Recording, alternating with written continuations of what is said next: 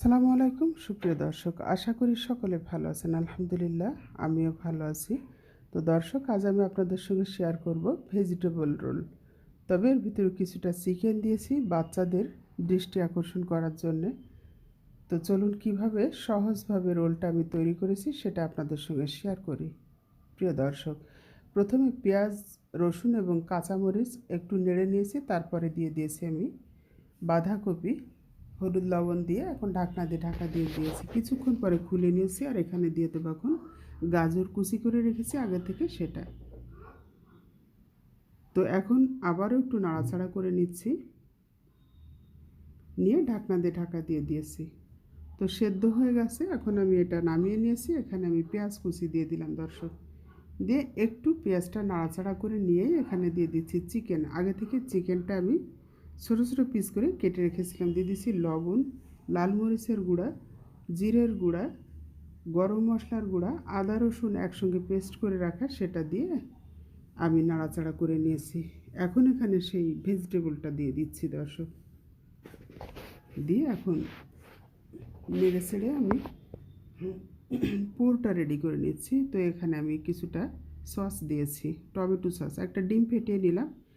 এখন আমি শিট তৈরি করার জন্য চলে এসেছি। তো আমি 2 কাপ দিয়েছি ময়দা, এখানে পানি দিচ্ছি, দিয়ে একটা বেটার রেডি করে নেব। লবণ দিলাম পরিমাণ মতো, 1 চা চামচ উঁচু উঁচু চিনি দিয়েছি, দিয়ে একটা বেটার আমি তৈরি করে নিয়েছি। কিছুটা বেটার উঠিয়ে রাখতে হবে, এটা পরবর্তীতে কাজে লাগবে। তো এখন আমি সামান্য তেল দিয়ে টিস্যু পেপার দিয়ে মুছে নিলাম। অল্প অল্প করে বেটার দিয়ে শিট তৈরি করে নিচ্ছি। তো এই যে শিটটা এখন অত্যন্ত গরম আর অনেক বেশি সফট। উঠিয়ে নিচ্ছি, আর একটা আপনাদেরকে দেখিয়ে দিচ্ছি আপনাদের বোঝার সুবিধার্থে। আমি আরও একটা শিট করে দেখাচ্ছি। তো এই যে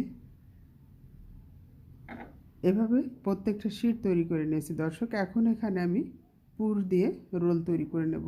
তো আমি আটা দিয়ে বা ময়দা দিয়ে সামান্য পানি দিয়ে একটা আঠা তৈরি করেছি, যেটা এই শিটের চারো সাইড দিয়ে দিতে হবে, না হলে এভাবে খুলে আসবে। তো এই যে এভাবে এই আঠাটা এই শিটের চারো সাইড দিয়ে দিতে হবে, দিলে আর খুলে আসবে না। তো এভাবে দিয়ে মুড়ে নিতে হবে।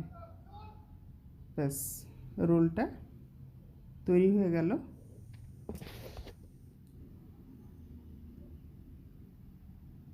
এখন আরও একটা আমি তৈরি করে দেখাচ্ছি দর্শক।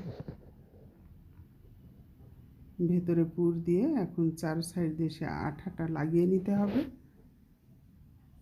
নিয়ে এই যে এই 2 সাইড থেকে আগে মুড়ে নেবেন, নিয়ে এভাবে ভাঁজটা দিতে হবে। ব্যাস, রোল তৈরি হয়ে গেছে। এখন আমি অরেঞ্জ ক্রাম সুপার শপ থেকে নিয়ে এসেছি, সেটা ঢেলে নিলাম একটা ছড়ানো প্লেটে। তো সেই বেটারের মধ্যে একটা করে রোল চুবিয়ে উঠিয়ে এখন এই অরেঞ্জ ক্রামের মধ্যে দিয়ে আমি কোট করে নেব। আপনারা চাইলে ব্রেড ক্রাম দিয়েও এটা করতে পারেন। পাউরুটি ব্লেন্ড করে নিয়েও ব্রেড ক্রাম তৈরি করে নিয়ে এটা করতে পারেন দর্শক, তাহলে আর অরেঞ্জ ক্রামটা কেনা লাগবে না। তো যাই হোক, এখন আমি এই অরেঞ্জ ক্রামের ভিতরে দিয়ে আমি কোট করে নিচ্ছি।